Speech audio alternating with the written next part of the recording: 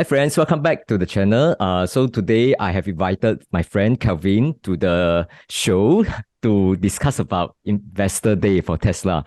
So for those who haven't watched the first live video between Kelvin and Daren, you can visit his channel. I will put a link down below because you can treat that as like a first episode. So this will be a follow-up episode, but different interviewer, but same guest. We take turn to interview Kelvin. So welcome to the show. Hello, everybody. So we hope to touch on some of what we have talked with Daren, but also we can go through a bit more detail since we have the slides now from Tesla, so we can see what we have missed and maybe some new information that has been presented. Then we can continue that conversation. Yep. Sounds good. So I think I will do a screen sharing first, and then I hope that you can see the screen. Yes, clear. Okay. So I think they just released this today, right? Because yes, as of yesterday, I was still busy copying paste some of the slides that I want to go into more details. But good that they provide us the PDF file. So let's get into the details.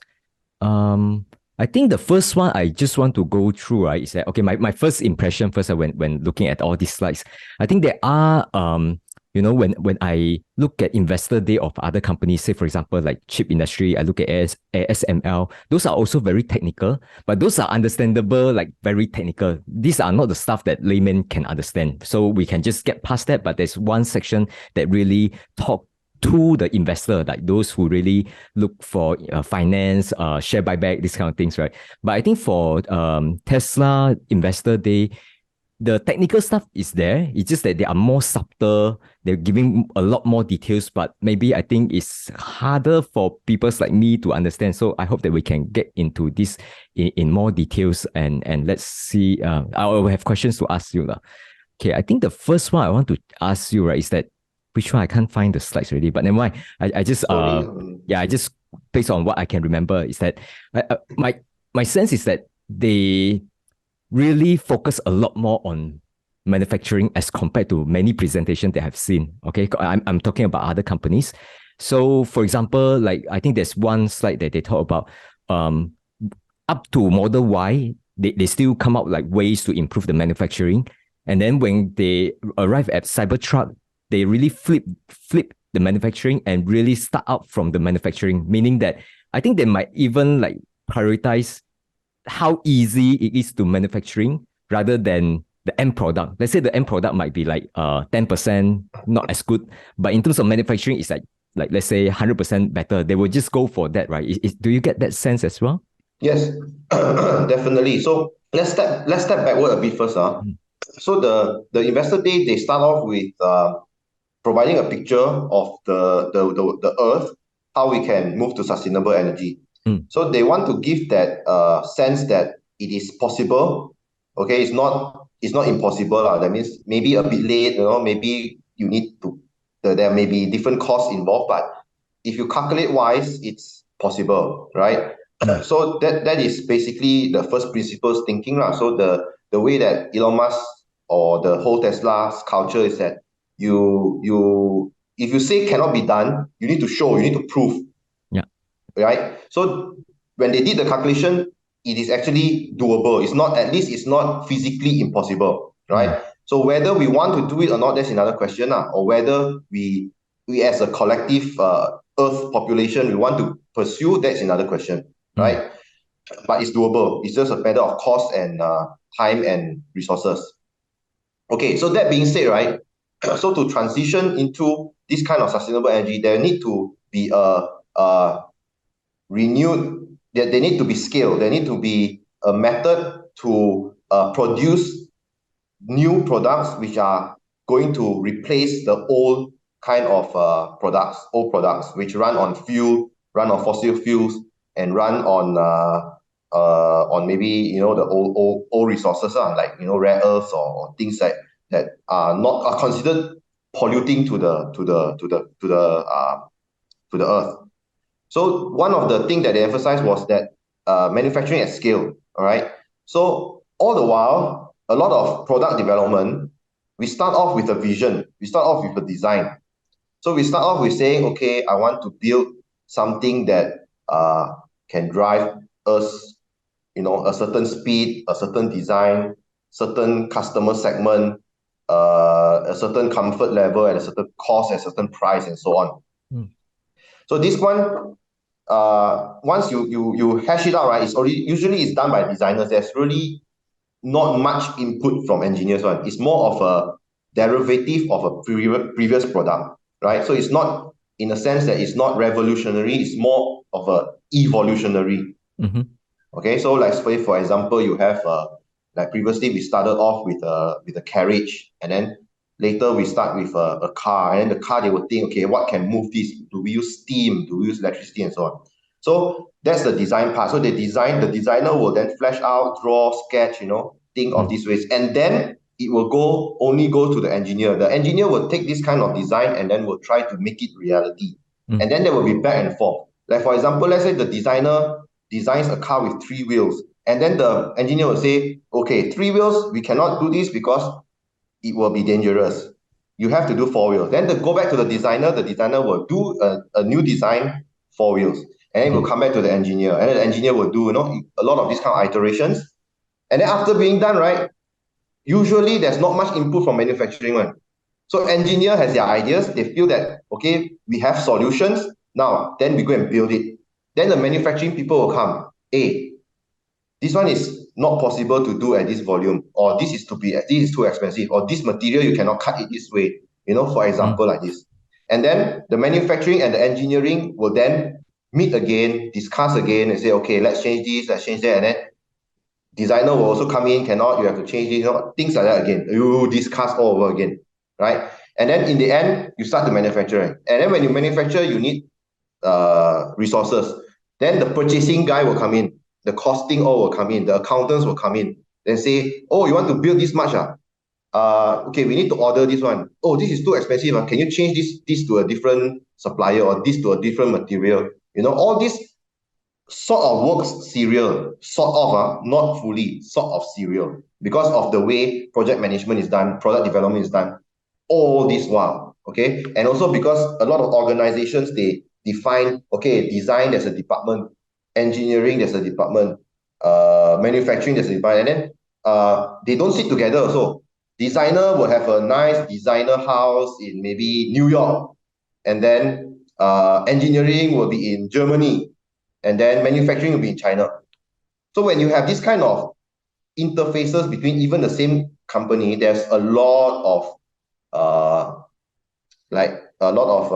extra work to be done to coordinate everything. Okay, so that's how most of the product development is done. Okay, more or less. So now nowadays, usually the engineer and the manufacturing will sit very close together, because we call it the DFM, design for manufacturing.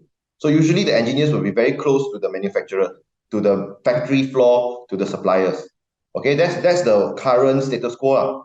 In the next step, what Tesla will do a bit further is that to have everything in one. That means the designer, the manufacturing, the engineers, and even the automation part. When you want to scale very highly, you also put together. That means you really start with a unified vision to bring a certain product to the market with all the inputs. Okay, it may sound very chaotic, right? It may sound very chaotic, but actually, when you have a small group of very determined individuals and experts, it can actually be done.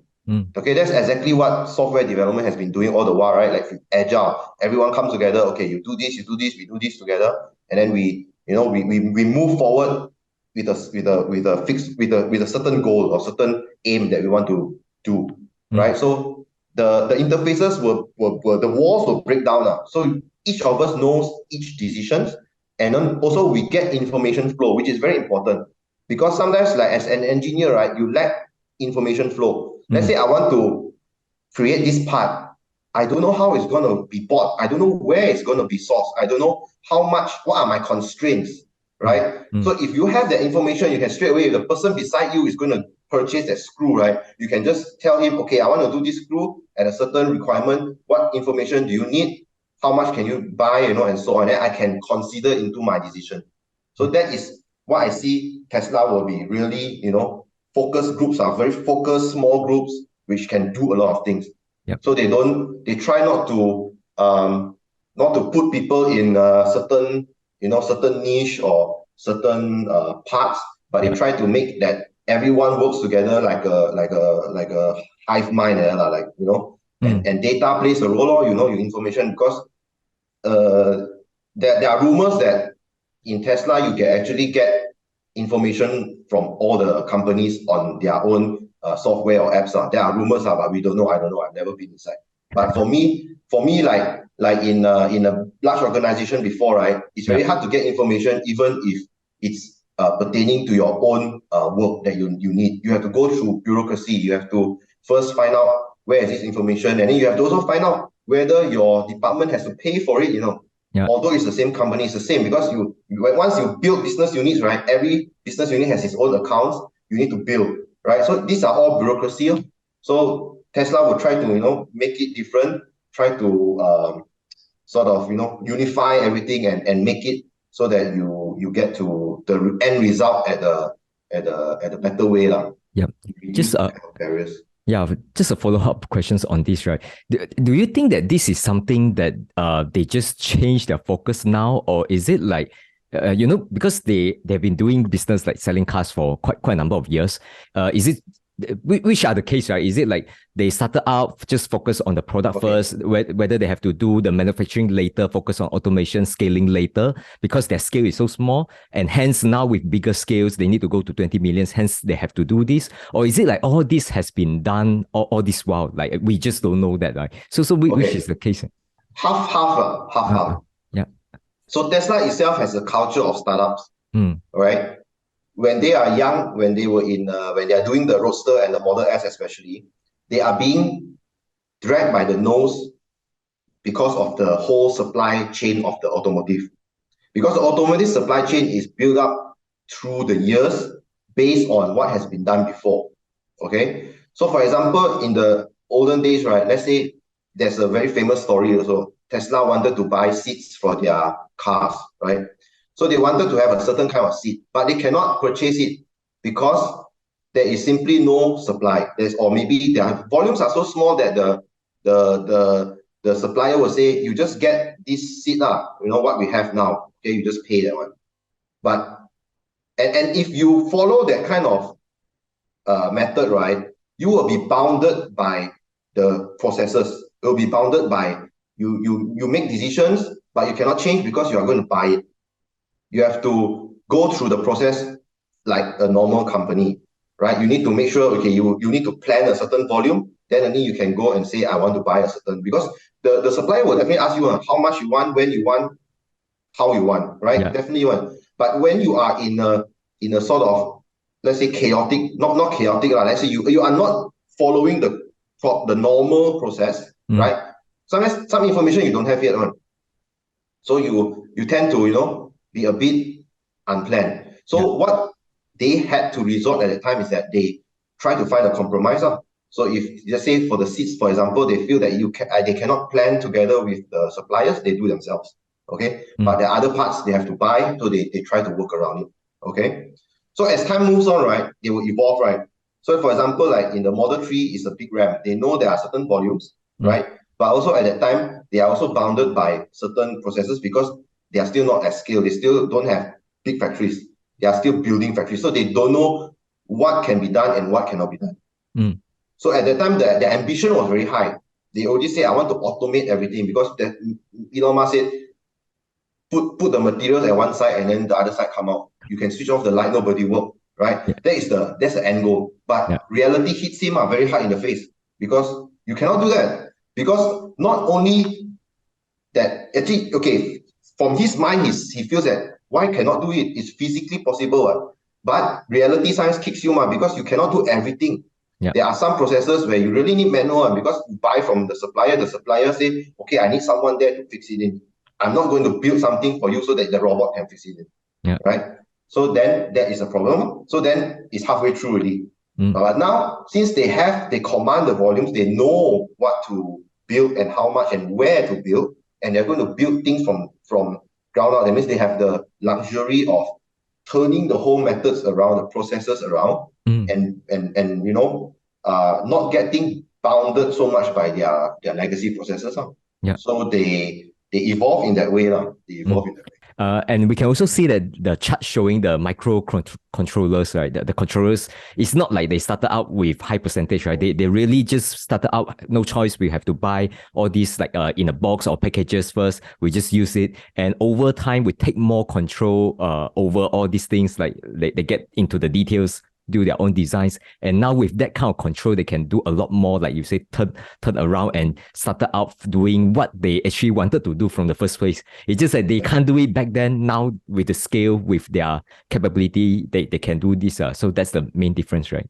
Yeah. So back then usually they buy those parts from the suppliers, and because suppliers know that you are not going to get a lot of volume from me, you just get it off the shelf. You have to buy from that. I'm not going to do anything special for you, because if your volumes is like 5-digit, right?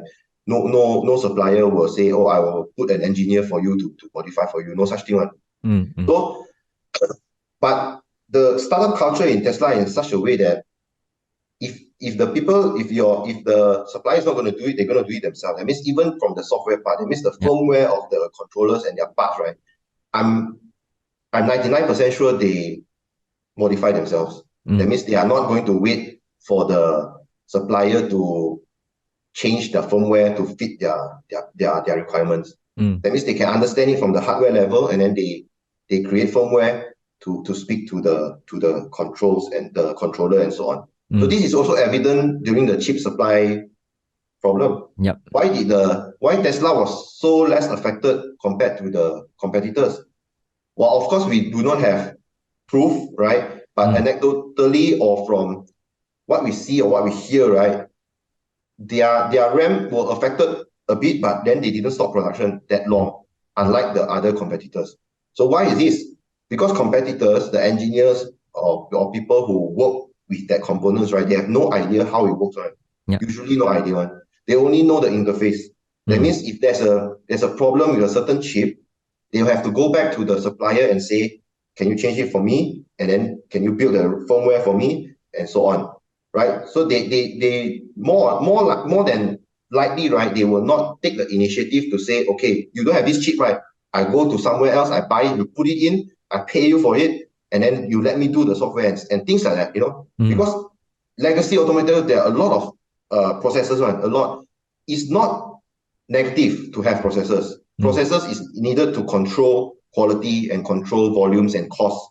But at certain times, for example, like pandemic, supply chain problem, you need to be flexible, right? But not, of course, not compromising quality. You have to, maybe the cost, you have to be flexible. You have to pay more, right? But quality, you cannot compromise.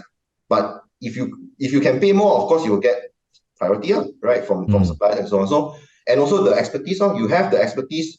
You tell the supplier, you say, okay, you give me whatever you want, I modify myself, right? Yeah. You take that initiative, right? Then you will not be affected by that kind of supply chain problem, because the supplier themselves say, okay, you take what I want, right? My business goes on, right? I don't need to do any modification, so I give you priority. I'm not going to sell to Mercedes, who asked me to do so many things, right? So I'll give you first. So there are definitely a lot of these kind of things happening behind the scenes, which help them to better overcome this problem. Yeah, make a lot of sense. I think better control is always better, especially useful in this kind of stress situation. I want to circle back to the just now one of the slide that we showed. I think the first part that they just keep on reiterating as if this is not talking to the investor. They are talking a lot about like the first part where sustainable is really possible and so on, right?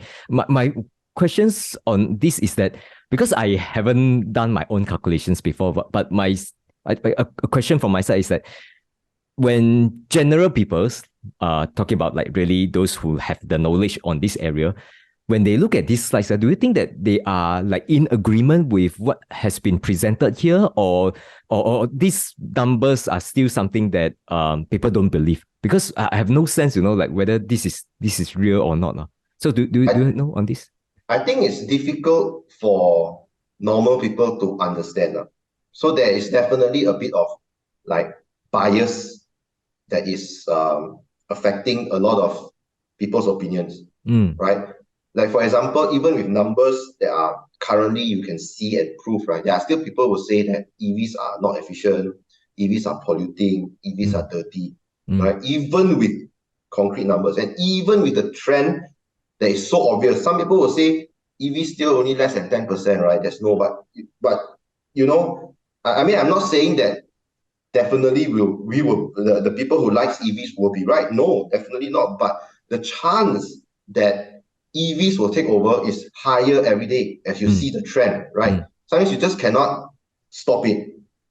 So what the numbers that they give, right? Of course, even I have no idea because of the large numbers. They're talking about petawatt hours. Yeah. Peta is, you know, million giga, right? A million giga or something like that. So it's very large numbers. So we cannot imagine that kind of scale. Humans have that problem one, this normal one. We cannot have that scale. But if you suddenly put in the numbers, right, you can see that it makes sense, right? You can do it based on the resources that we have and then some projections, of course. You also have to assume that your projections are correct. Yeah. If our consumption, if suddenly our human consumption goes way more than this, then you're not going to have enough resources already, right? So you have to have a certain kind of projections based on the information. So what I would say is that people who already open to believe, they will believe. Those who are close-minded not to believe, no matter what you say also, they won't believe. The hard part is not learning new things. The hard part is unlearn the stuff that is no longer relevant. Kind of bias. I mean, I fall prey to it. I am a sufferer. Everyone should have bias. Yeah. Normal. It's just how open are you to accept and also to be in someone else's shoes and understand and have a bit of empathy, like why did that person think that way? So, and then if you can consider, actually the way he thinks, it makes sense also. So I'll go and find out, is it really true? Yep, I think that's good idea. Okay. Like this sentence is entirely feasible, right? I mean, it's just the Tesla saying, right? Even I feel skeptical, right? But it's a powerful message. It's a powerful message because if you believe in what the management or Elon Musk has so far said, right? People will feel that, okay, it's possible, right? It's feasible, means you can do it, okay? But if you are a person who has bias against Elon Musk, no matter what you say, you will feel that it's all BS, right? It's the same.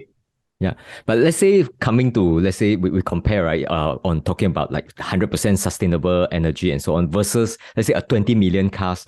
The 20 millions, I still have some sense because we can roughly know what's the global vehicle total sales and so on. And from there, we know that the largest automakers, Toyota, how many cars they make per year. From that, you can, like guesstimate. But this one is like you said, the numbers is just too big that I kind of like lost sense of it now. Let's come to this slide. I think this slide, right, probably a bit like, I would say, understated, how to say? Underappreciated. Underappreciated, yes. Because I think right now, Model 3 is still manufactured using the left-hand side here, whereby it's still going the conveyor, what they call it, the meaning the cars keep moving, the production lines. And now actually from Model 3 to the next gen vehicle, what happens is that they just have to break up the parts and more people work on the same part and then just combine them, right? So I just want to ask your view, like, okay, how big is this thing or is this that big, or is it like without doing so they can't really reduce the cost, speed up the manufacturing and so on? Help me understand with the details. The scale, right? Yeah. Well, it is big. Okay, it is big. So firstly is that you reduce factory space and you reduce the time. So reduce factory space may be quite easy to understand, right? Instead of a long line, so you're going to break it into cells and then you do parallel work. So parallel work means you don't have a line that's so long. So a line is actually very not flexible in a sense. Okay, although nowadays there are innovations to make it more flexible, more modular, but the assembly line is still what we call it a line. So okay, so the part has to travel, the car has to travel along step by step, and then finally you get ready.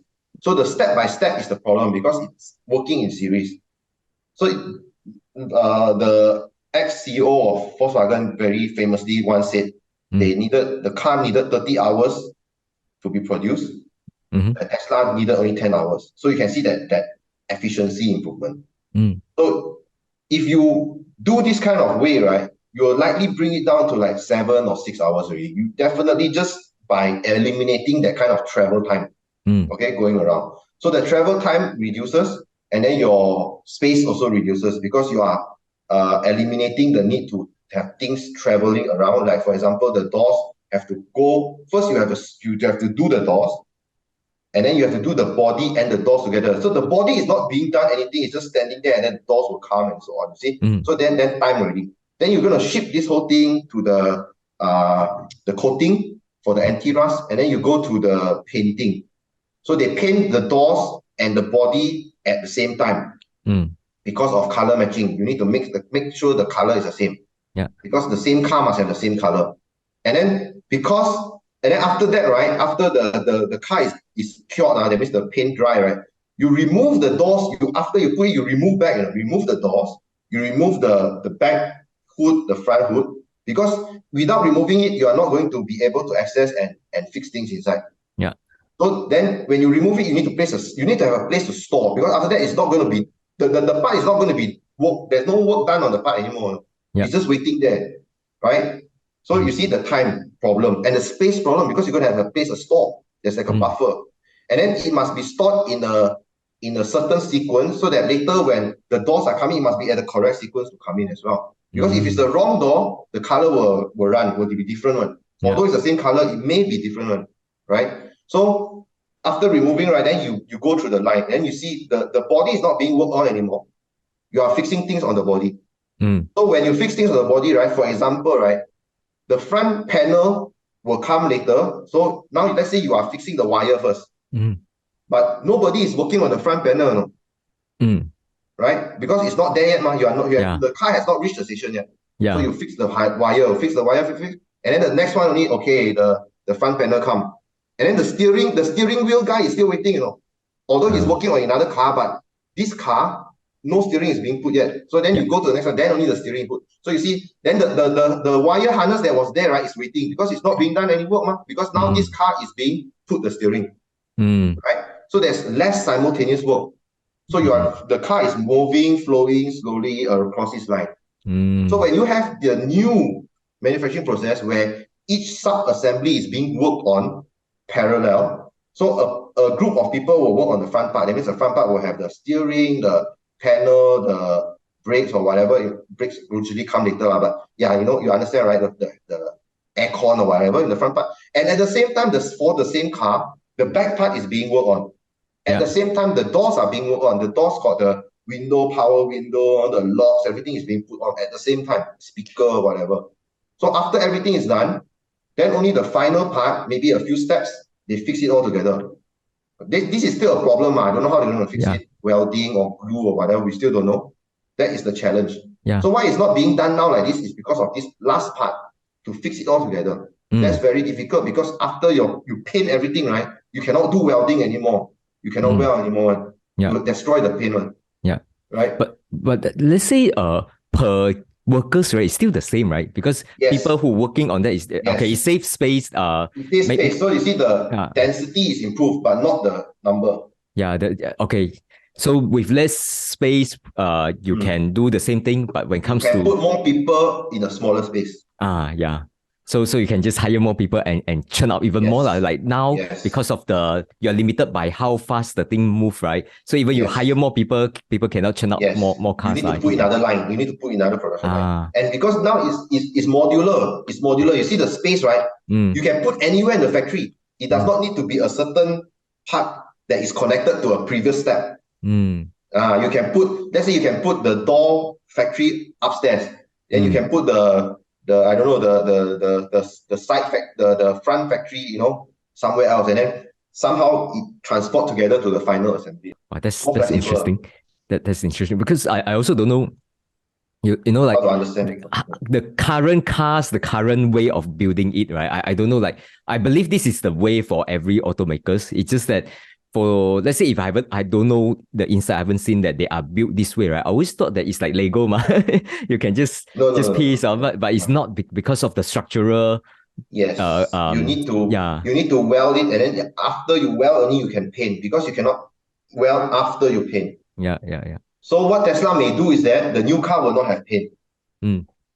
probably, like That's why Cybertruck. I think this is mentioned. I saw one tweet. Actually, someone interview Tom. I think Tom. Yeah, recently, this Yeah, morning, I think someone, yeah. So tweets and then he they said know paint. Paint is is not. expensive. He only hinted that paint is quite expensive. Expensive. Yes, it is very expensive, Yeah. for no other purpose than just looking nice. Yeah. Really, paint Yeah. got no other purpose one, because you say anti-rust, everything you can coat one. Yeah. You coat is just pure steel. That's all. Paint actually adds weight, The automotive paint is like about 1 or 2 kilos onto the car one. Mm. And then the paint process is very environmentally polluting. Although nowadays it's water-based, is a bit less lah, but you Mm. use a lot of water. Mm. That's also another issue, It's all money cost, and Mm. just to look nice. Mm. And There's no added value except for nice, yeah, and for Cybertruck, that's the color that we can get, right? Although it's what stainless steel, you Yes. can't do something to make the color looks differently, right? It's just one version in terms of color. Yeah. It will be People wrap cars nowadays, right? yeah, Wrap, true, huh? wrap is even cheaper than you paint. Mm. And then you can change whenever you want, right? No, you're not worried about scratch, never mind, we wrap again. So it's even better and even less demanding when you wrap your car.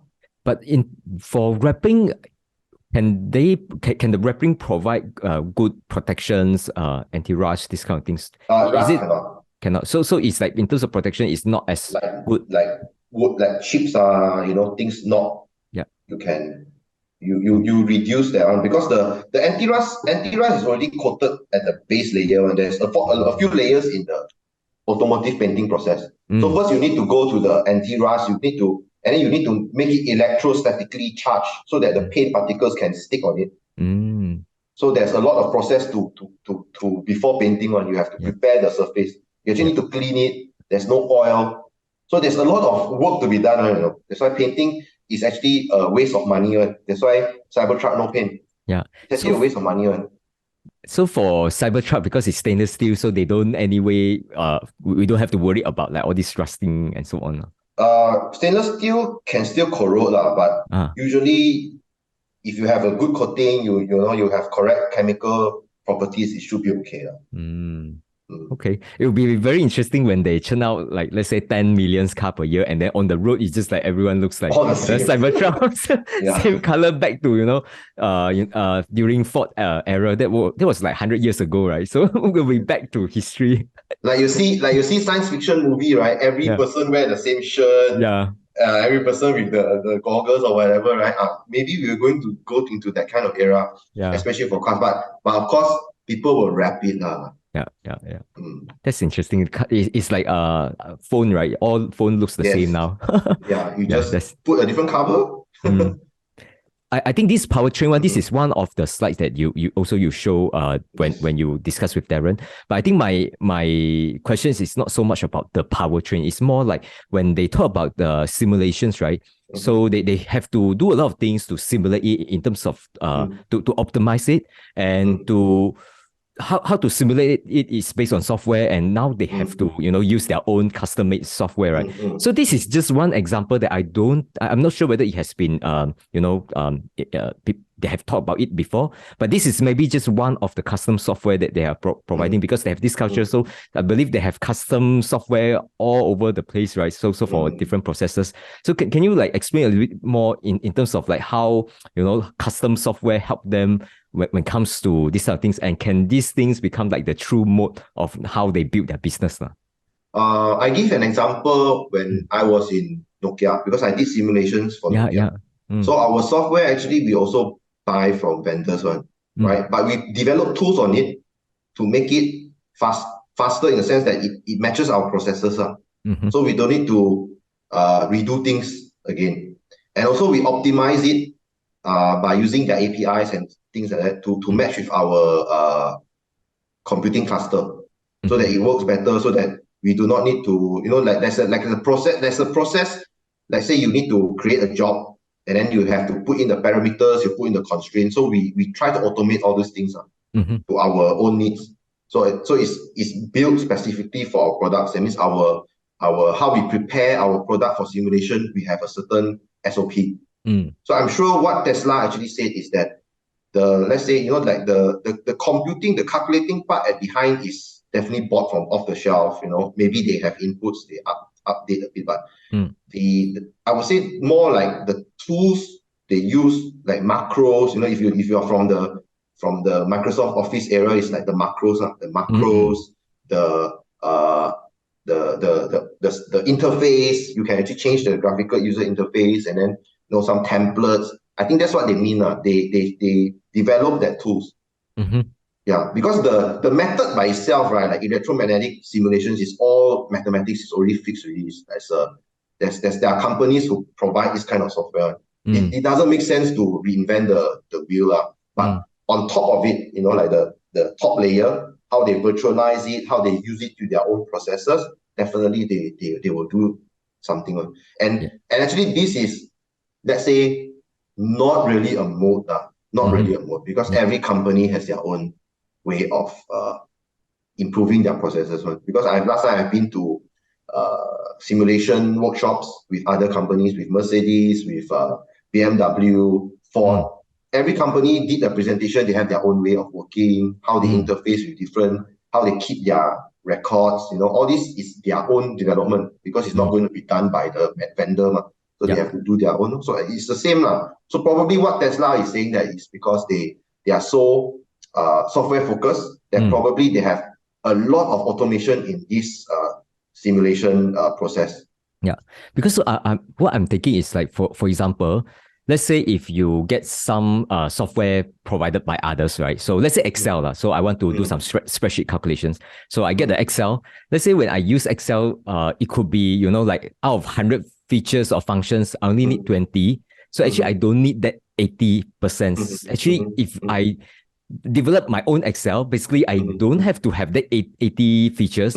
So it can, like make the product or the software a lot more lighter, run faster. So that's one advantage. Actually, you get rid of stuff that you don't need. And for example, out of that 100, you want the, the extra one, which is not in the 100, and you can build it yourself, right? So if you release software, if you start from, the basic layer and build all the way up, right? All these minor things you can fit for your own purpose, which is their way of, when it comes to, let's say, like FSD also, I think they have similar things. Like the camera is not vision anymore. It's just like data come in, and then they have a way to process it. They actually reduce quite a lot of things. It's not just keep on adding stuff for themselves, right? They reduce that kind of like overhead. They reduce the overhead. But in simulation software, it's a bit different. It's not saying that like Excel, if you click on Excel, it's an executable file, right? You click it, and then it's like you need to get so bloated. Some features you don't need, so they will load, right? Yes. But simulation tools or like corporate, like engineering tools are usually not like that. You only load what you want. So it's very modular. Most of it is very modular. And even because of the license and everything is so expensive, usually we don't buy what we don't need. Okay. So it's just really fit for the use and fit for that model specific case. So like, for example, simulation, right? Simulations have so many kinds of simulations. There's thermal simulations, there's mechanical simulations, and this one is electromagnetic.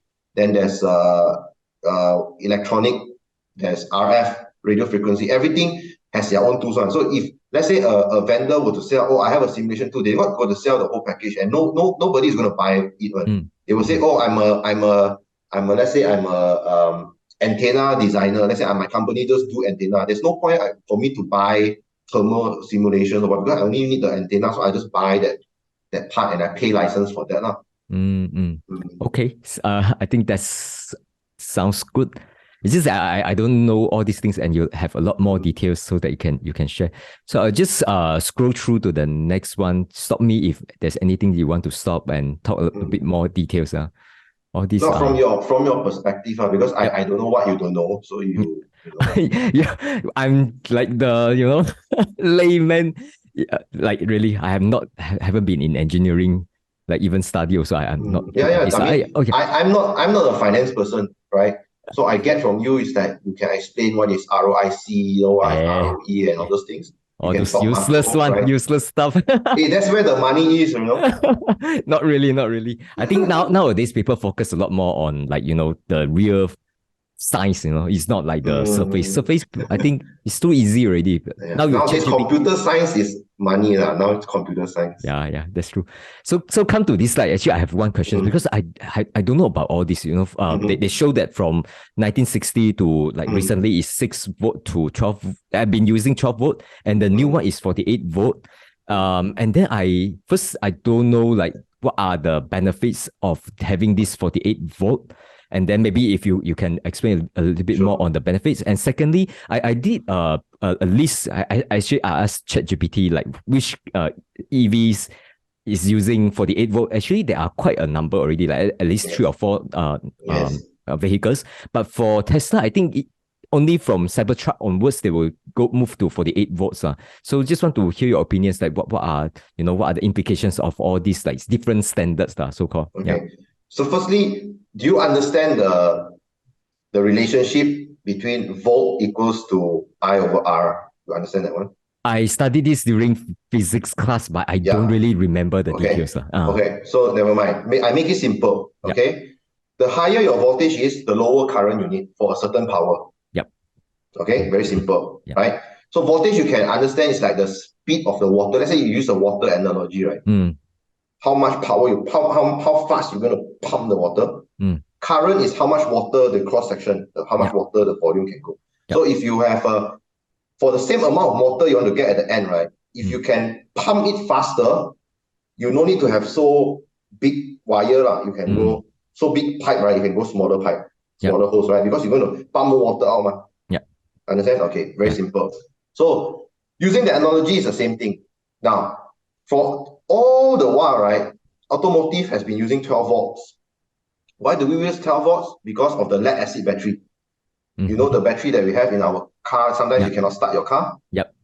It's very, very unreliable piece of technology because it's from the 60s, and it's using lead acid. Lead acid, how hazardous it is, Yeah, and pollution. It's acid, right? Acid.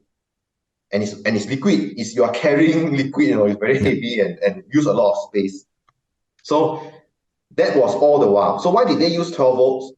Because of that technology. And then as the time goes on, right, the supply chain adapted to 12 volts. Your lights, your alarm system, your lock, your boot, everything runs on 12 volts. Okay. So as the supply chain matures, right, and everything is built on 12 volts, everyone will not change one. Because if I want to buy aircon, where do I go? Everyone is selling 12 volts. How am I going to, I cannot improve one. I'm just going to buy, cheaper, nicer, faster, and so on. Okay. And then as the demand goes further and further and faster, you can see the use of current. It goes higher and higher. So what does current scale with the amount of copper that you need? Like just now I said, the hose. You need to be larger and larger. So copper is expensive and heavy.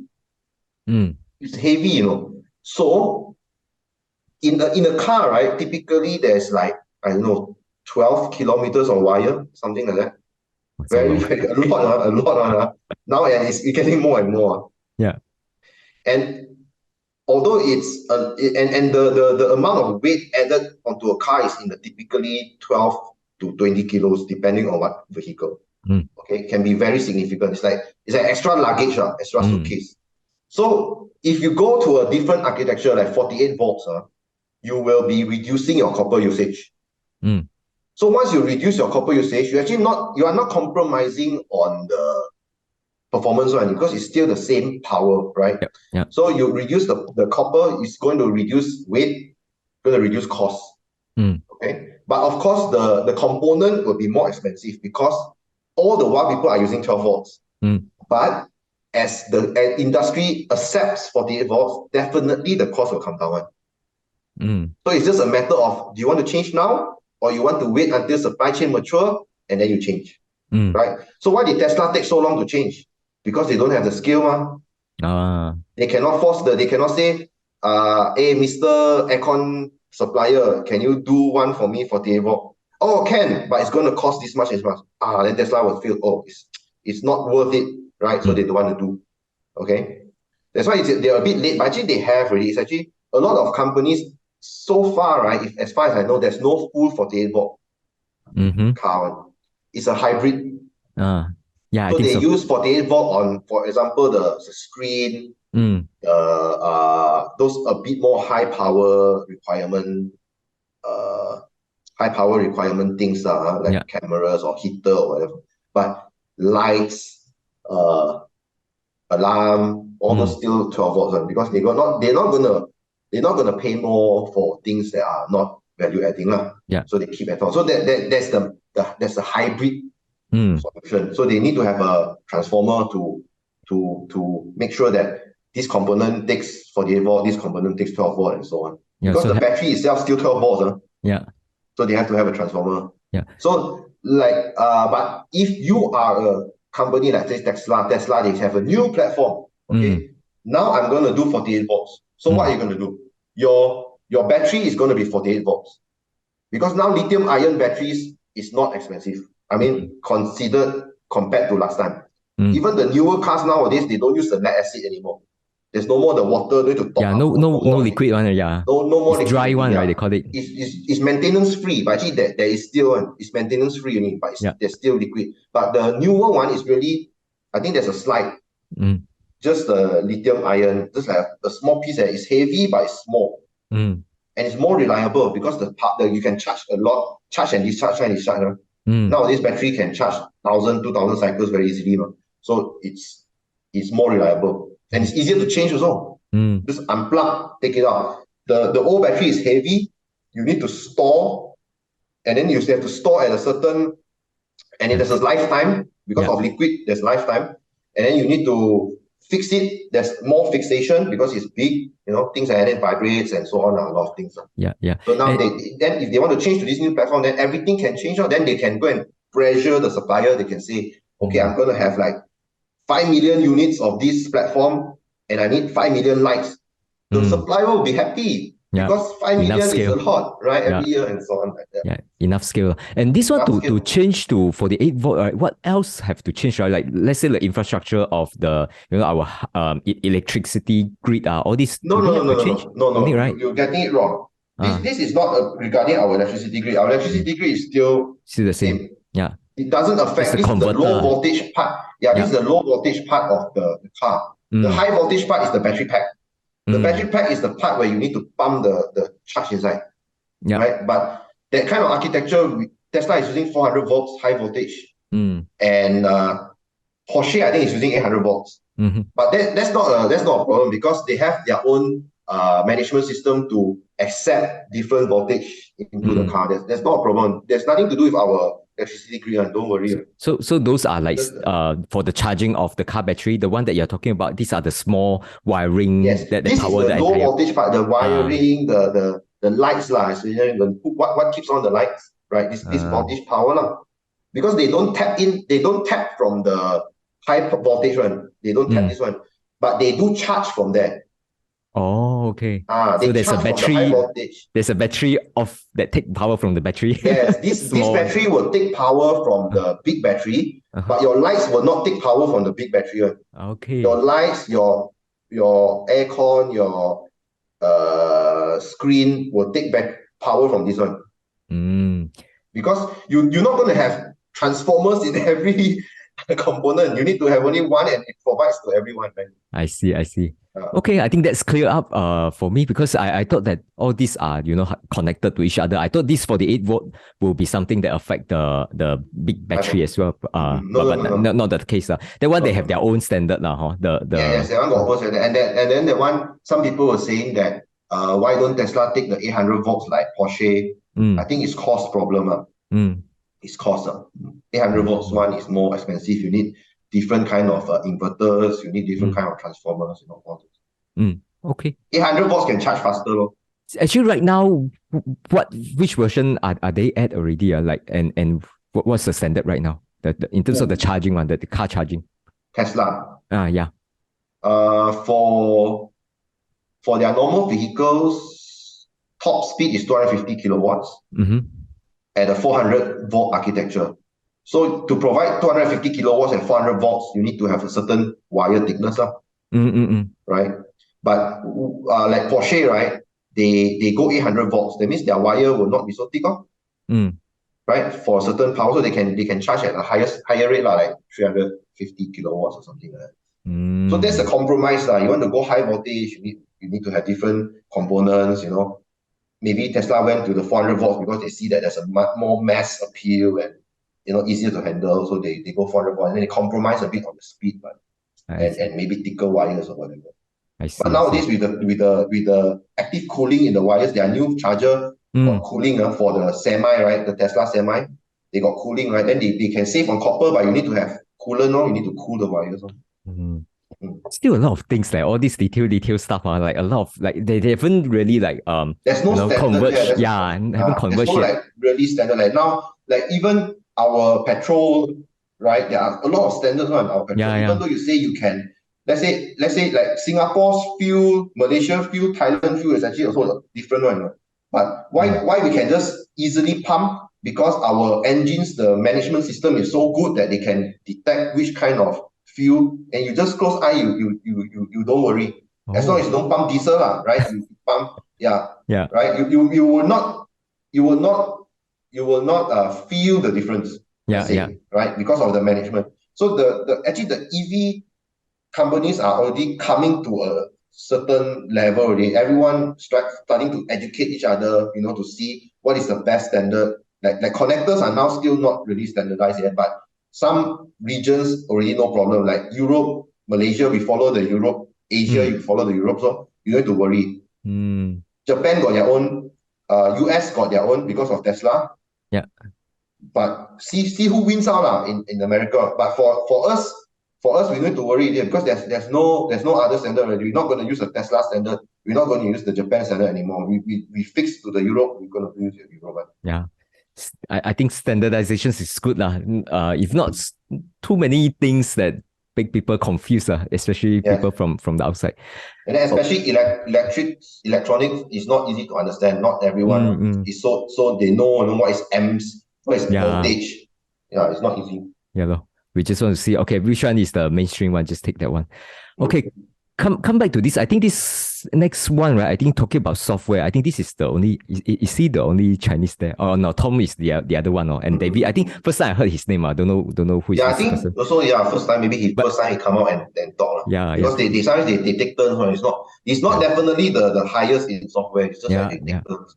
I see. But just to ask you, talk about people who are doing presenting, right? Actually, which person is the most, how to say, impressive in your view? Like you're impressed with the presentation? Because actually, which one is your favorite? I watched that interview. The first time I watched live, I was like very sleepy, so I didn't really take note. If you say generally, generally I say very knowledgeable is the Zhu Interview. Very knowledgeable. Can tell because during the Q&A also, I think he covered a lot more areas, and he's the one that show up during the investor the earnings call as well. So it's Zhu, because he's like Elon, head of automotive, so he knows like charging, he knows the software, he knows the manufacturing. He's like top of everything. And my favorite, right, is actually the guy who presented the Powertrain. He's like very calm, and then just say, okay, this is how we do it. That's why it gives me like a lot of confidence. But when I ask you like how big is like all this custom software and so on, you say actually not so much. For the Powertrain, for the Powertrain is not so much, but the way that they manufacture is actually huge, especially $1,000. Very cheap, is it? $1,000 is very cheap versus benchmark. Okay. Yes. if you buy one, let's say you don't build your own, you buy from the market, right? It's like $2,500 for the motor. But they're going to build it at a cost of 1,000. That means, firstly, they are not going to pay the margin of other suppliers, right? Okay, probably the supplier, because if the supplier were to sell at $2,500, right? Their cost, I don't think it's 1,000. I don't think so, because they have tier 2, tier 3, a lot other suppliers of suppliers and so on, right? Probably their cost will be in the range of 1,800, 1,900 and so on. Probably. If they sell at 2,500. From what I know, it's around that range. 2,000 to 2,500 for a very simple electric motor. Not very powerful, just off the shelf for a car. Roughly that price. So they are really can come up 1,000 and then as good as the others or even better. I would say it will be even better. I would say it will be better. Wow, this is especially really... when you specify it to your own use. Because you specify it to your own use, it will be way more efficient. Definitely way more efficient. And the problem is also, now the suppliers will be chua. Because if Tesla say they can do it at 1,000, their customers are like Mercedes, Audi, all those will come to the supplier and say, Tesla can do it 1,000, you should be able to do it less. So how do the supplier meet all these that's why the supplier will chop. Definitely. How they want to counter? Because the convention is that suppliers will have more scale. They should be able to make at a cheaper price than what Tesla proposes. Yeah, true. Because they only do one thing. Huh? Yes. So they should chop. So I don't know. Their problem. They have to think. They have to think of solutions. It seems to me like the legacy automakers, they are not the one that's making a lot of money, but the suppliers are the one that profiting, right? Because they really just focus on one thing and they really provide that, and the legacy automakers, they really rely on them. So it's like a symbiosis, but a lot of margin maybe is at all these supplier, and supplier, I don't think people will invest a lot of money in there because they are not like they don't have the brand, right, among the customers. They are just hidden behind, but actually they are the one that, take in all the monies. Yes, they to me like that. A lot of money. A lot still like privately owned. Especially in Germany, a lot of SMEs, they are still family owned or privately owned, but they supply like 90% of the world. They are very niche one. They supply 90% of the things in the world. It's very amazing, especially like in Germany. I know there's a pot maker. They make pots for cooking, but high quality pots. They at that price range, right? They command at 90% plus of the whole world. And then their pots never spoil. They say then there was a famous interview. The interviewer asked, if your pot never spoil, how are you going to grow your market? Then the person say, I can't even serve the current market. Oh, wow. I can't even serve the current market. How I don't want to grow yet. I want to, you get all the margin, and then I don't worry about replacement. I want to serve the current market first. Wow. That's how confident they are when they're able really to make stuff that's really high quality. I think this one have to say kudos to them. And there are a lot of very, very amazing small to middle enterprises in Germany. It's the backbone of the whole economy, actually. Yeah.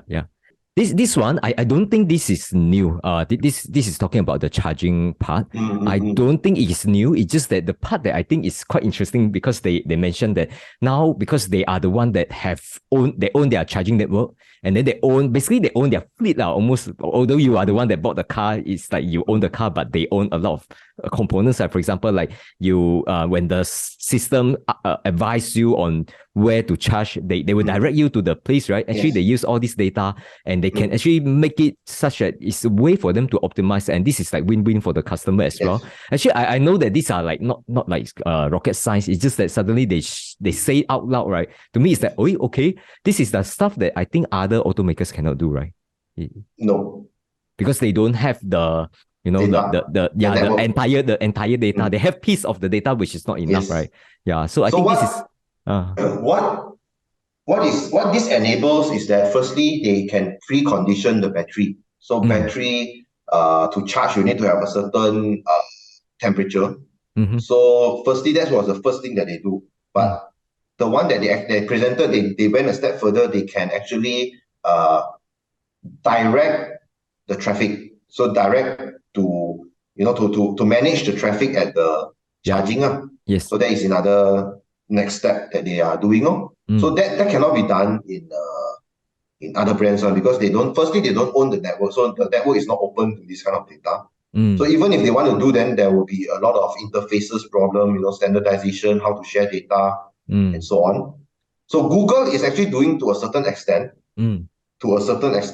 if the manufacturer uses the Google Auto system to a certain extent. But of course, it's not perfect because it also relies on the charging provider to open up their data to Google, because they need to let Google know that I have two charging point free, or I have, this one is down, this one is up, things like that. So it takes time and see who is dominant.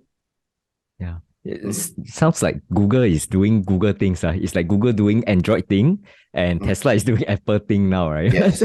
very, very similar. I mean, the dynamics, Yes. at least. Yeah. But it's actually quite amazing because the Google, the current EV network besides Tesla is so fragmented because you have smaller providers. Yep. So that is exactly the same like what Android and Apple was at the time. Yes. Although you can say Apple, the market share is 20%, but that 20% is all using the same thing. Yes. Whereas the rest of 60-70% of Android users, right? Yeah. Some got no camera, some got you know what I mean, right? Some the Bluetooth is old, some is not updated, things like that. Yeah.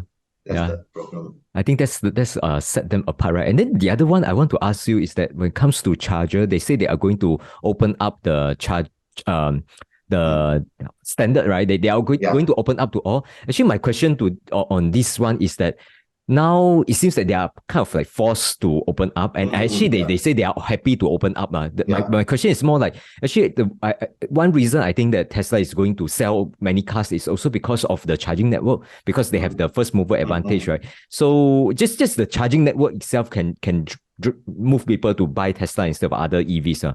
So now after they open up, right, would this actually like beneficial to them, or would this actually hurt them because they will lose this? I think we have to see how it goes first. But so far, the plan I heard is that they're going to open only according to the law. They're going to do the minimal. They're going to open, I think they need to get incentives or something, they need to open at least 10%. Okay, 10%. So it's not a lot. The first thing is 10% is not a lot. Yeah. Secondly, I think there's no mandate on where the locations that they are going to open. So Tesla can choose their own. So they can know that which is not utilized a lot. Yeah. They open. Right? So that is one thing. Yeah. Secondly, also I would say is that people who want to use the supercharger has to download the Tesla app.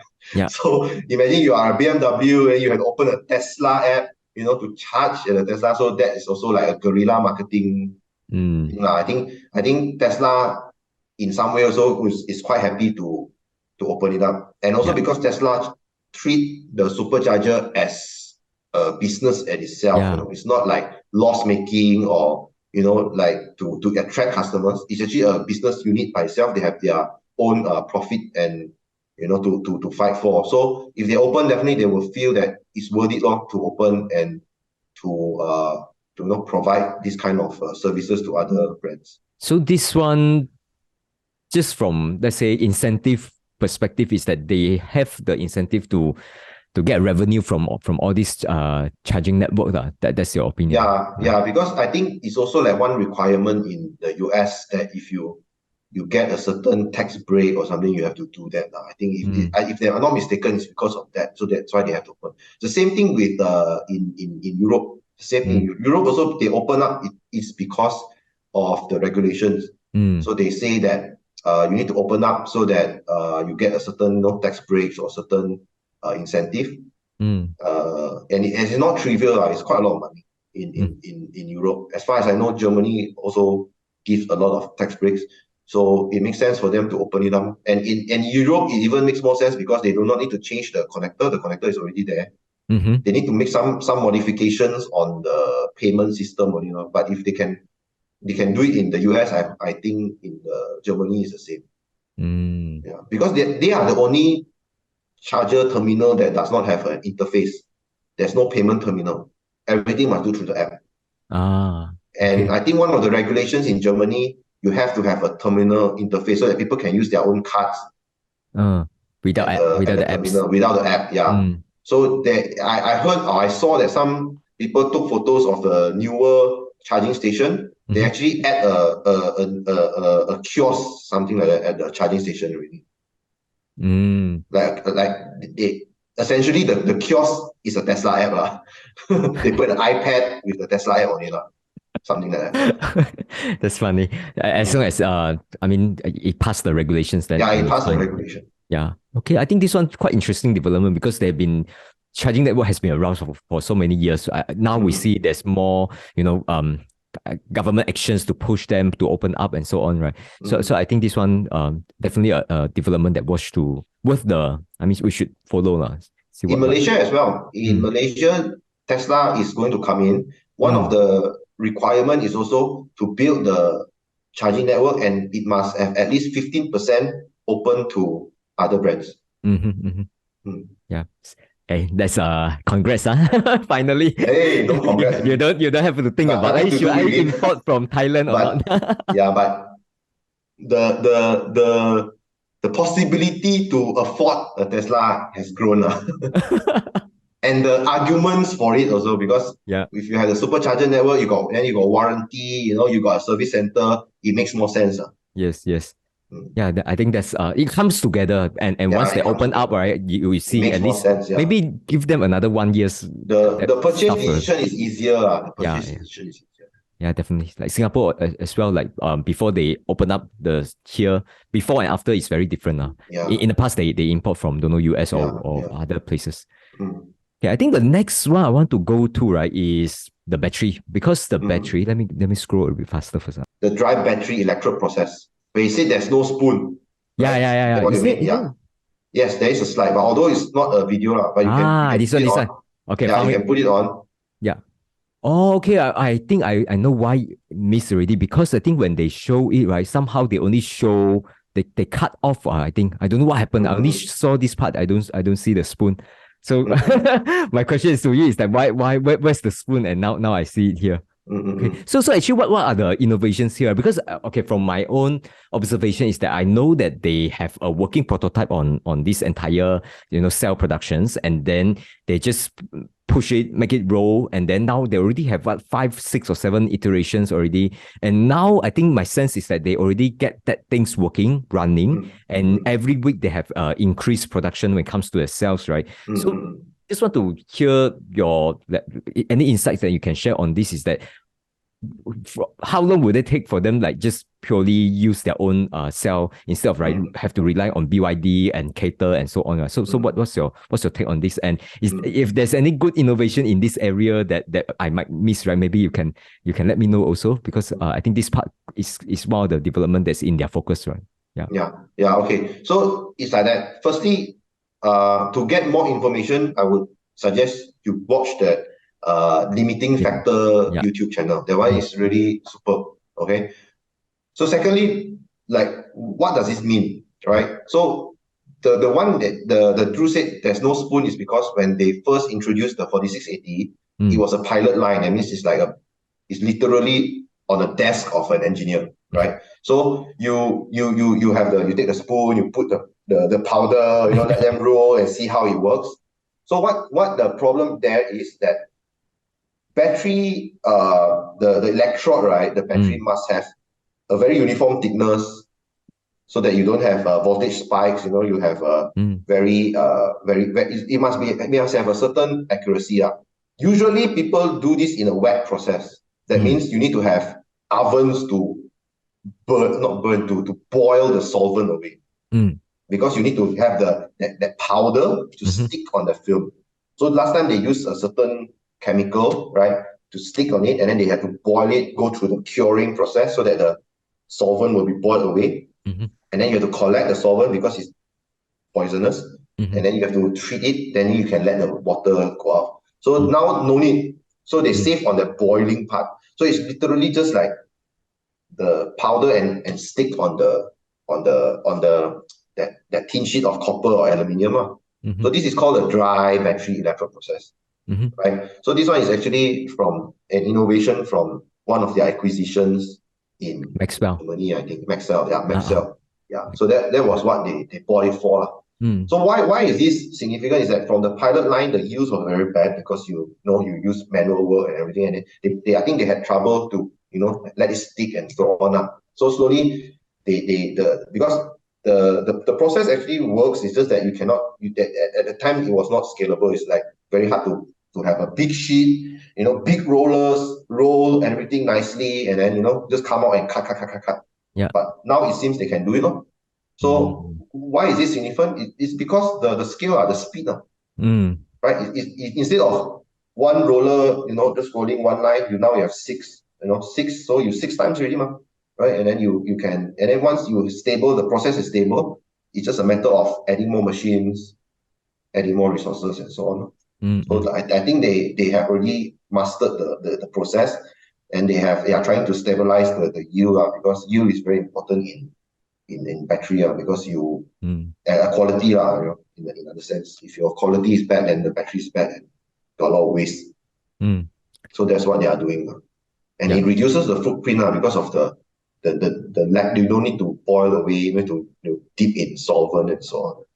Actually, when it comes to yield, right, I know that this concept is very typical in chip industry. They also have yield, but chip industry is easy to say, like you produce a chip, somehow there's some it's like gone bad, right? Then it's just not useful. Then you just throw away. That's okay. But battery, is it like they roll the battery? You have to recycle. Oh, okay. So it's like they test the battery. Somehow the battery, no battery. Is that something like that? Is it? Yeah, maybe not enough voltage, or maybe. Oh, okay. Need to pass the test, every battery. They have a certain test, There's a conditioning. Every battery, after you sort of done, right? You need to go to a conditioning phase, like somehow, I don't know, like stabilize the voltage or something. There's a certain period of time when you cannot rush that one. So there's a certain period of time. The battery has to sit there and has to go through like a charge and discharge cycle. So to test, and once it passes that, then it's okay, But every battery sure got small differences one. Sure, and you cannot have 100% all the same one. There's no such thing, because of the way it's manufactured is a roll, right? So there's so many so many differences. But all these will be balanced out, because you're going to have like 800, 900 batteries in a pack, right? And then you have management system. They monitor the voltages, they monitor the performance. They can even isolate those bad batteries and so on. But of course, we wouldn't want it to go bad in the car, because it's very hard to repair. So they have to have a certain robust yield during the production process. So automotive process, the yield is very important because of the need, because warranty cost is going to be very bad if you don't control that process. So Toyota has mastered this since ages ago. So they are the Six Sigma. They are very, very famous for the Six Sigma. Right now it's already 7 Sigma and so on. So it's like one part of failure per billion part or something like that. So it's very high quality. So you have there's a certain method to achieve that kind of. So I'm sure the battery also must reach that kind, because of the number of parts inside. And then you can imagine, like, let's say you have let's say your battery, you want to reach, let's say in 1,000 only one can fill. Let's say 1,000 only can fill. But in the battery itself, there are so many parts inside. So if the yield of that part itself is not greater than the yield at the final product, then you cannot achieve that one. That means the yield in the parts itself must be greater than the yield at the final product. You understand, right? Yeah, like the 99% times 99% times 99%, then you suddenly just come out, only like 60%. Depending on how many steps also, and depending on how many parts, how many interfaces. Based on your sense, like from where they are now until let's say over the next, let's say 1 or 2 years or 3 years, right? Are they like already still early phase, and there's still a lot of improvement when it comes to their battery, or is it like they are more or less, over the S curve already, so called? I don't know, but I think the coincidence that Cybertruck will be delivered end of this year, and the 4680 is, they should have shown the machines at Austin. I think that shows that they have actually stabilized the process and enough to cater for the demand of the Cybertruck. I would say that. The Model 3, Model Y, I would say they have already sort of given up on 4680, I would say, because there are enough supply from the suppliers already. 2170 is good enough. You know, you have LFP batteries is already very robust. So I don't think they will touch too much anymore. They will focus 4680 on their new generation one. So it's kind of like they delay 4680 because of all the hiccup that they are facing. So instead of like say, okay, we are putting it in Model Y, they say, okay, let's just don't touch them. We focus on the Mexico together with Cybertruck, together with the next gen. And next gen could be more than one model, right? Maybe van and then a smaller Model 2, maybe another one, or we don't know, right? Yeah. From what I see, let's say it's from a product development, like a manager perspective or strategy perspective, right? Model 3, Model Y is currently the sort of mature product already. Now it's more like a product maintenance phase. It's not like I want to add a new thing. I want to make Model Y that is a Plaid Plus version of it. It doesn't make sense anymore because it's already considered old already. It's like 4 years already, 5 years already. Right? In the product development cycle in the car, it's actually you have to refresh already one. There's no point putting in new things. Okay. So it's just the psychology of the consumer. So because consumer always want the shiny new things, right? So in a normal car company, they after 4 years, right, they will have a new refresh. It's actually almost the same, like 90% inside same. It's just that change the lights, maybe a stronger aircon, or new color, right? Some to the extent just a new color. But there are rumors already that next year will be the new Model 3, Model Y, but it's not a new one. It will be like a refresh. Just maybe change lights. Yeah, facelift. They call facelift, exactly. Facelift only. They will not go for the 680 you trust me. No, for the 680 they won't change the battery one. They will likely say, okay, new wheels, right? Maybe extra one color, extra. But I don't think so. Tesla, I don't think they will bother about color. Maybe they go for the hardware for. They go to the new hardware, and that's it. That's it. No more, nothing else really. Then the old Model 3 will not be sold anymore. Or inventory. And the new one will last for another 3 or 4 years. The new refresh facelift will last for another. Then they will focus on the new generation. So Mexico is going to come out like next year or maybe end of next year, right? That's what their plan is. So then the new platform will come in. The new platform will be then new. Will have maybe 4680 or maybe better batteries or better powertrain, things that will be new. That only makes sense. And then once that one is stable, then they will consider either a new form factor or they will come out something around the price point of Model 3 and Model Y, but with the new platform. Then only makes sense. Because then, after 4 years, it means that 2028, 2027, it's just nice to have a new model. Actually, have they done any facelift before? I don't recall, right? Or maybe it's just very minor. They don't call it facelift, but they change the design. Like the Model S, the first Model S has the black color front. And then they change that one, and then they I think they improve. But it's all invisible to us because at that time Tesla was not so much followers, right? We don't know what is being changed. Actually, they changed a lot. They actually improved it's a lot. Like instead of like one facelift where they change, let's say 20% of the part, they do like 1% they have a different way of working. They have a different way of. That's why they said someone bought the car 1 year before versus now that you can spot like some minor differences here and there already. You don't call it facelift, so they don't really fix themselves saying that this is a facelift. Because their process allows this. In the traditional automotive process, you have to work in like phases, like a batch. You have like a final project that you have to deliver, so everyone works towards that. But Tesla does not have that process. It's just like a continuous improvement. So let's say we have a new heat pump. Okay, once it's ready, put inside. Then we just ship. And because every car that they have, there is a digital twin. That means they have the data of that car. That means that car has part 1, part A, part B, or let's say the brakes, right? This car is the first Model 3 uses version 1 brakes. Okay, let's say version 1.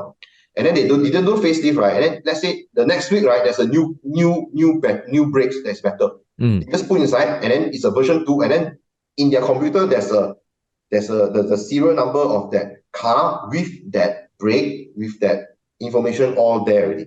Yeah. So it's like a digital twin. So they know, they can control, they know that which car on the road now is currently using this certain part and so on. In other automotive companies, they also have this one. They also have this kind of information, but maybe not to the extent of Tesla, where every car has a unique identifier. So other companies would likely go in batches. Like let's say Wednesday, this certain batch, this certain brakes, right? This certain car has this version. So they lump it together. Like this week's production is using so all they track this. by date lah. So some They track identifier. Yes, there's no unique identifier for every car. Maybe nowadays it gets better, but during my time, I think only a few car company does that. Yeah. Volkswagen doesn't do it because they have too high volumes, and then they are so fragmented with so many factories. Usually it's done by those like Ferrari, Lamborghini, Mercedes to a certain extent, BMW, Audi. Mass volume, they don't do that.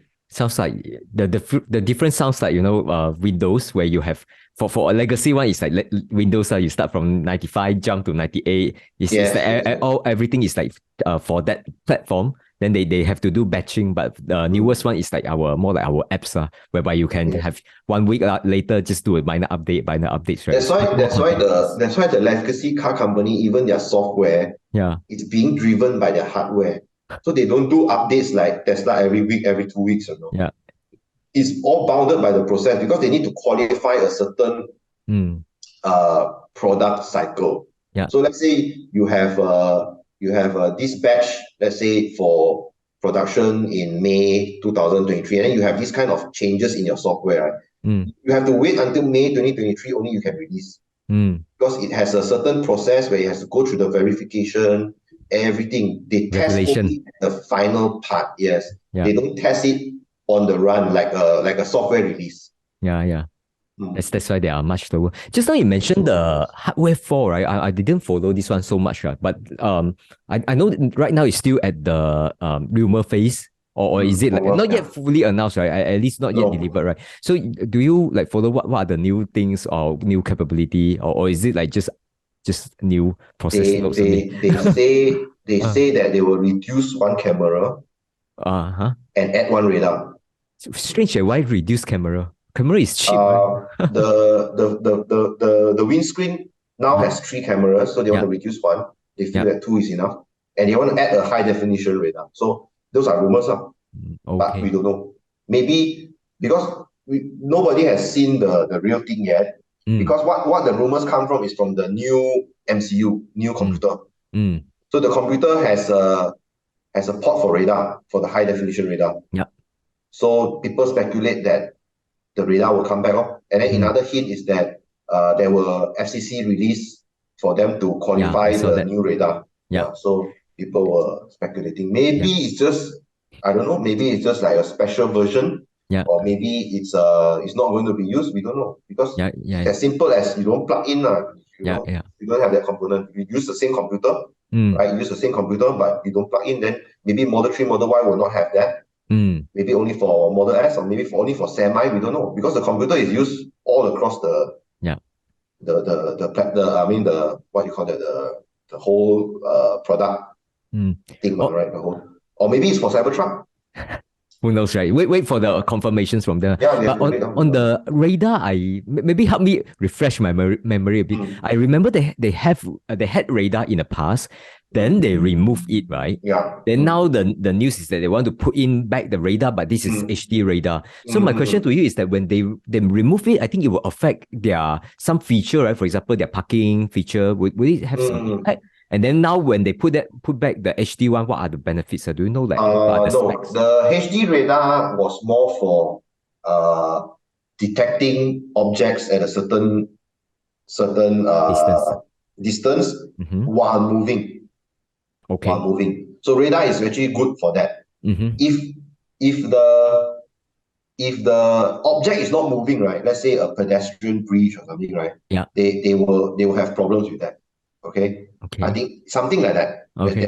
There's a problem with that. Specific use case now, huh? Specific use case, there's a problem. Okay. Okay. So that's why they remove it. They say they don't want to have contradicting signals. They just believe in vision. That was the first. And then later they go and remove the ultrasonic sensors, which in my opinion shouldn't. In my opinion, shouldn't. Because parking sensors is cheap, it's already very mature. They should leave it in, at least until they can promise that the feature will not affect the product. Because they remove it, but the software is not ready, you know.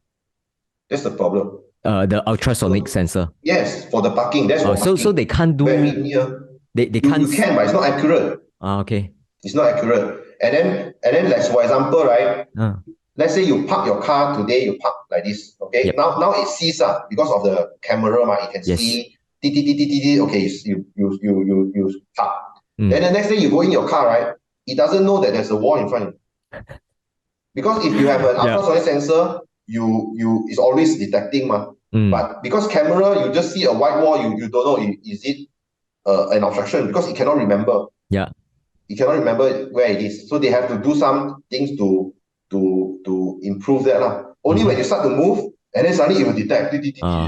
Now I can see. You understand, right? That's the downside of not having the ultrasonic. And also blind spot, because the camera cannot see right in front of a bumper. If you have a small child or a dog, cannot see one. So that's very dangerous. So in my opinion, they shouldn't remove that. But I can understand why they remove it, because firstly, ultrasonic sensor, although it's not expensive, but you need to keep inventory due to the fact that each sensor has to match your color of the car. Oh, okay. Your inventory increased by the number of colors that you have. So they have 5 colors, right? They have to keep 5 different kinds of parts. Okay, because it must match the body of the car. So if not, it'll be very ugly. Exactly. Okay. No cars nowadays black color one. If you see black color sensor, right, that's in the bumper, right, it's because they want to save cost. Okay. Expensive cars, the sensor will be the color of the car. And usually it's at the really below the bumper there. Back and front. Usually the back one, if cheap car, back one will be black color, because they follow the bumper. My parents' cars, right, in Malaysia, we drove, in the past was like Proton, and then now it's like Perodua. So we don't have all these sensors. I remember first time I saw a BMW with very colorful, there's when you open the door, you can see that, okay, the distance. They use the color to represent how close it is. How far, how close. Yeah, the first time I saw it, I was like, wow, okay, so it looks so cool, right? With like something like look like a butterfly. And then now with this, this is from the electronic sensor, right? You said ultrasonic. The ultrasonic. And now these things, you don't have this information in Tesla, and hope that they use the vision. Yeah, okay. Vision. That means they still achieve the same thing. They think that they can achieve the same thing. I think they can, but it's just that they shouldn't remove so fast. And then they reduce the performance of people who bought the car now with no sensor, but the software is not ready. I don't think that. I think that's a very bad move. Yeah. That's very, because some people will feel that it's not ready. Okay, I don't want to buy first. Right? It will affect it will affect your purchasing decision somehow. Yeah, and reputation. Reputation, yeah. I feel they shouldn't be so hasty. They should make sure that the software is ready, and then only start to remove it. Because Tesla's, there's so much goodwill that people can give. There's a certain limit on it. Yes. Yeah, I think all these affect. Okay, I think last part I want to ask you is that on Q&A, any things that you want to cover? Because I think that relative to the other parts, Q&A also quite a number of things has been discussed. Is there anything that you think worth to bring out, or that you have you remember the most? Actually, not really, because the questions that were asked was also not very valuable, I would say. I think the questions was asked mostly also by the analysts. That's the things. Yeah, If it's they got open up to nothing. more like, public, say for example, right, Berkshire annual shareholder meetings, they actually have two different groups. One is really those investor and institutional investor that is inclusive, and then they go back and forth. I remember it's like institutional investor, then you ask public asking, then back and forth, and usually it's the public questions that's more interesting. But for Tesla one, I think they don't have. It's all institutional investor. Yeah, for the investor day, not really. Yeah. If I'm not mistaken, I would say what the Tom Zhu said about ramping up the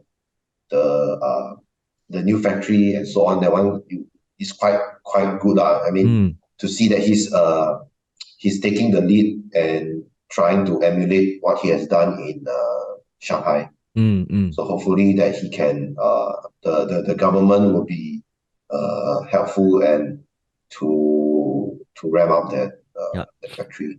Yeah. Okay. I think my final closing questions to you is the question that I put in as the first one, which is that do you think who is the number 2 in Tesla aside from Elon? Is it Tom Zhu or is it Andrew Baglino? Very, very hard to say, but if you were to see the capabilities or the importance to what is going to continue in the future, I would say Drew is more important. Okay. Because Tom is Tom is like I would say the executioner. Yeah.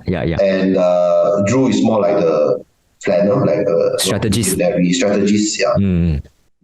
Okay. If I were to put it that way, if let's say to replace in the future, right? Then Drew is CEO, Tom is COO or something. Yeah, makes sense. And they complement each other, right? They don't really these are different areas. Executions versus strategy, different. Yeah. Okay. I think this is the first time I heard him giving speech. I don't recall I've seen. The first time also I listened to him in English. Okay. Yeah. He used to give in Chinese, and amazingly his English is very good. Yeah. It's very, very good. Very good. But the Chinese one, I haven't listened to his interview before. So it's a bit like, okay, quite refreshing. His Chinese is a bit difficult to understand because of the dialect, but his English is perfect. Okay. We need to go to what, Bilibili or some Chinese platform to listen. Yeah, there is one where he gave an interview to a visitor at Shanghai Gigafactory. Okay. Quite insightful. They were talking about they went to the canteen, they talked about the food and how they ran, how they built in 9 months and so on. It's quite insightful. But it's a bit old already, about 2 years or 3 years ago. But you can search on YouTube. Okay. The interviewer is a guy with spectacles. Okay. I'll dig that out. Yeah. Okay, I think we'll stop the recording here. It's almost 2 hours. Thank you so much, Kelvin, to share your knowledge again. And this is don't know how many episodes that you show up on my channel already. Always enjoy talking to you. I'll close the recording first. Okay. For viewers, thanks for watching, and remember to hit the subscribe and like the button. Click on the like button. Thank you. Bye bye. Bye bye.